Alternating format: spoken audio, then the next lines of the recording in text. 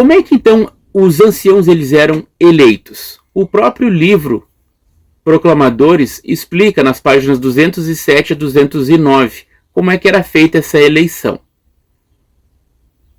Cada ano, ou com mais frequência quando necessário, as qualificações dos que poderiam servir em tal cargo eram consideradas e votava-se. Era basicamente um sistema democrático, mas com limitações como precaução. Instava-se com todos na congregação que examinassem cuidadosamente as qualificações bíblicas e expressassem por votos não a sua própria opinião, mas o que achavam ser a vontade do Senhor.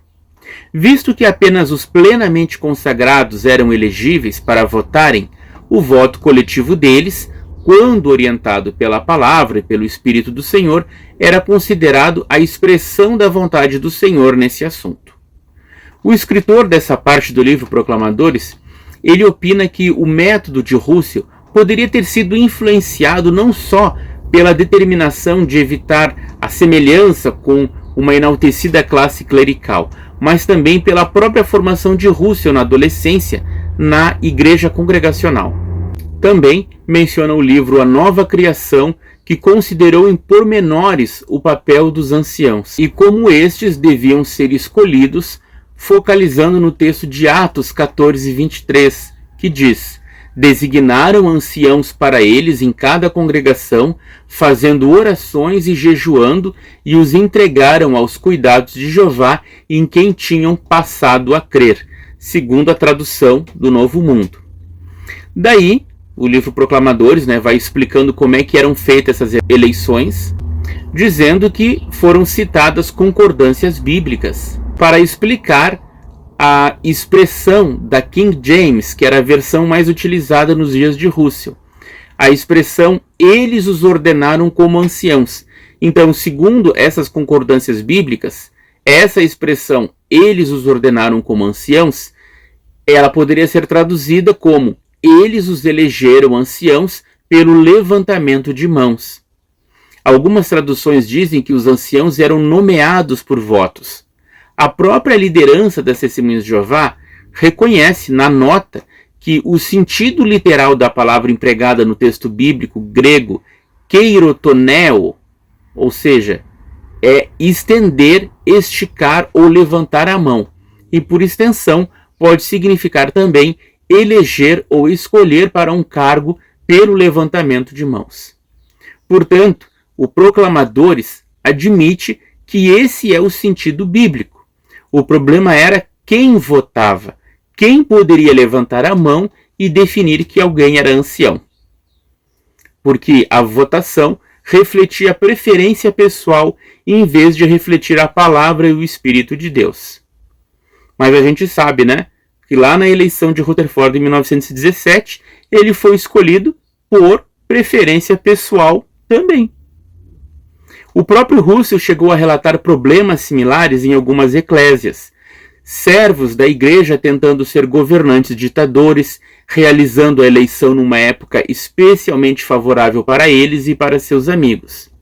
Mas daí, a defesa que o Proclamadores faz é muito fraca, pois menciona a negação de muitos anciãos de vender o livro O Mistério Consumado. Livro esse completamente descartado já no ano de 1932. Perceberam que o Proclamadores admite que o termo correto para escolher os anciãos era uma votação, era levantamento de mãos. E isso até hoje é feito pela Sociedade Torre de Vigia. Só que isso não aparece para os irmãos, porque quem escolhe é o escritório de Betel. Mas o livro Proclamadores aqui, ele diz que o problema era quem que era escolhido, porque eram escolhidas pessoas que não queriam pregar, naquela época, o livro Mistério Consumado. O diretor de serviço, designado pela sociedade, ele tinha uma autoridade semelhante ao superintendente de serviço, hoje, e coordenador do corpo de anciãos. Na minha época, por exemplo, a comissão de serviço da congregação, ela era formada por 3 homens, O presidente, que hoje em dia se chama coordenador do corpo de anciãos, o secretário, que guardava as cartas e cuidava de todo o material que a sociedade enviava, e o superintendente de serviço, que era aquele que puxava o campo, né, que programava todas as reuniões com os irmãos e campanhas, que era essa a minha função. Então, apenas para ficar claro, gente, o que mudou de fato em 1932? Toda a comissão de serviço, composta não por mais de 10 pessoas, era escolhida pela congregação, exceto o diretor de serviço, que era nomeado pela Sociedade Torre de Vigia. Todos eles deveriam ser exemplares na lealdade a Rutherford e promover a pregação com a literatura da Torre de Vigia. Em 1938, todos os anciãos das congregações seriam designados direto pela Sociedade Torre de Vigia, como disse a sentinela de 1º de maio de 72, a página 278. É claro que essa mudança, para parecer teocrática, ela precisava de uma ajudinha da cronologia bíblica.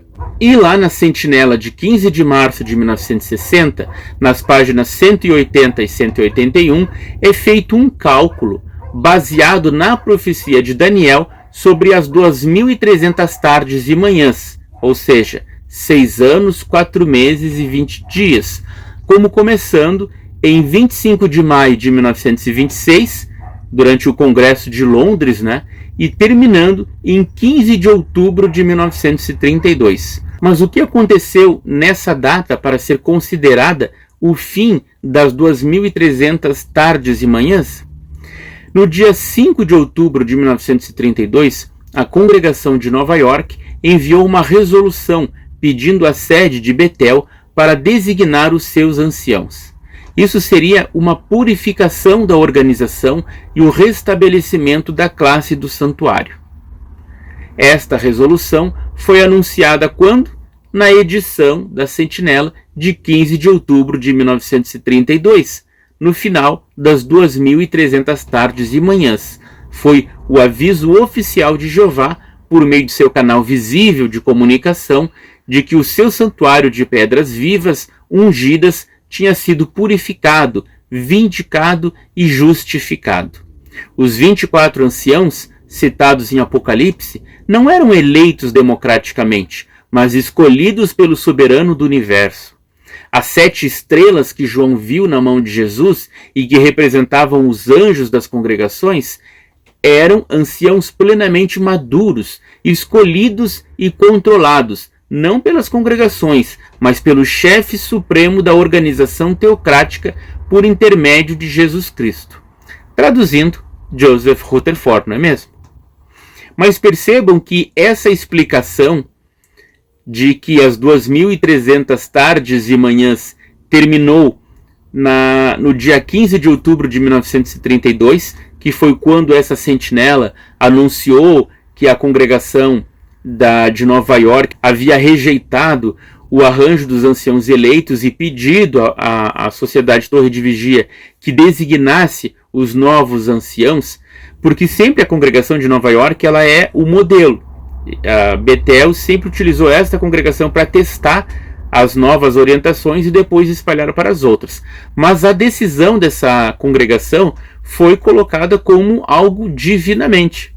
Só que em 1944 eles deram um jeitinho, né, e mudaram a duração das 2.300 tardes e manhãs de Daniel para o ano de 1944. Então, é sempre assim, né? A liderança das Testemunhas de Jeová vai mudando as cronologias da Bíblia, interpretando ao seu bel prazer, aplicando na sua própria história, e quando convém ela adiciona ou recua as datas.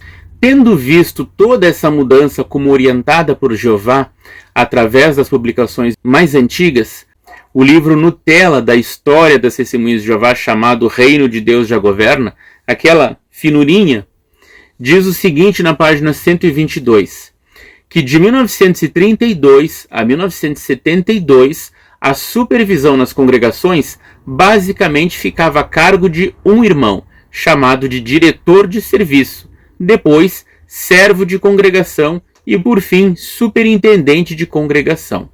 Só em 1972 haveria um corpo de anciãos. Sim, meus amigos, por 40 anos, de 32 a 72, só tinha autoridade nas congregações um ancião, que era o diretor de serviço, que depois era chamado de servo de congregação. Eu me lembro até de irmãs antigas das Testemunhas de Jeová chamar os anciãos ainda de servo de congregação. Depois é que foi ter um corpo de anciãos, que já existia antes, mas que Rutherford, apagou mais uma luz.